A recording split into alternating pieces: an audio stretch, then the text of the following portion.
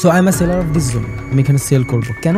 Because মার্কেটের দুইটা support level আছে, দুইটা সাপোর্ট লেভেল ব্রেক হওয়ার চান্স অনেক বেশি, বিকজ গোল্ড অনেক দিন আপে ছিল অ্যান্ড বিটিসির অনেক বেশি pumping situation. What is pumping? বিটিসির নিউজ অনেক ভালো, অ্যান্ড বিটিসি যখন ভালো থাকে গোল্ড তখন ডাউনে যায়, বিকজ এই দুই জায়গাতে অনেক বেশি কনফ্লিকশন আছে। বিটিসির মার্কেট ডাউনে হইলে গোল্ড আপে। চলেন দেখি আমরা 1 ঘন্টার মার্কেটের গোল্ড কই, সুন্দর ডাউনে দেখা যাচ্ছে। এবার 1 ঘন্টার মার্কেটে বিটিসিতে যাই।